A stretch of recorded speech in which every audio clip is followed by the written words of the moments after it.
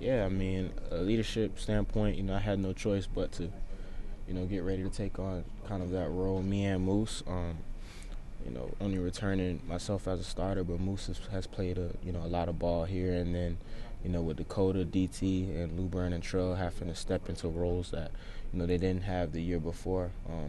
Just kind of had pretty much lead by example, but it's just been fun.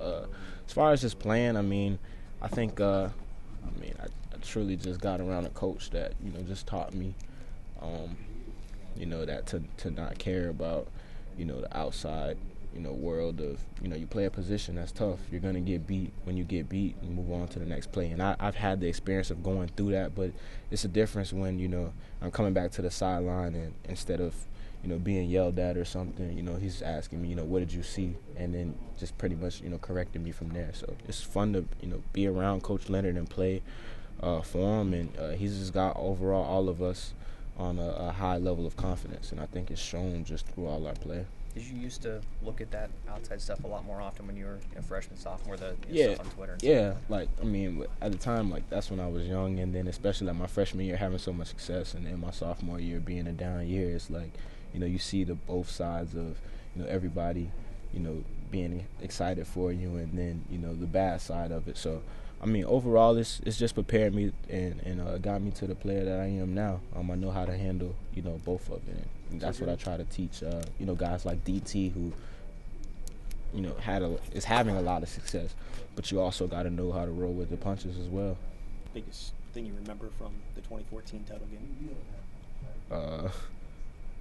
Just a bad feeling, man. I think for me that was a dark place, after that game. Lost a lot of confidence. Just didn't know how, we as a team wasn't going to respond. I was going to respond. That definitely wasn't my best outing.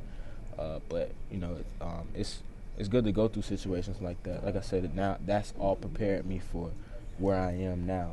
If I give up a touchdown, that's not going to, that's not going to hurt me as bad as it did back then. Or if I get beat or, miss a tackle or something, it's just all a part of the game. So, I think overall from that game, though, it still stings, but, this is a totally different team from that year, and now it's time for us to try to write our journey. Do you think that was your lowest point, though, as your time here at UW? Yeah, that's my lowest point playing football in general. Never lost a game like that before. And then, just for it to be such a big stage like that, and, two good teams, I think, at that time where we had 2 losses that year, and then, a team like Ohio State that was rolling, it was a big game. So for the stage to be set like that and for us to not play our best outing, which, as a team, taking nothing from those guys, they did what they were supposed to do, but, I think everybody that was on that team knew we were better than that. So what does it say about your program that you guys have been to this title game 3 times in the last 4 years with 3 different head coaches?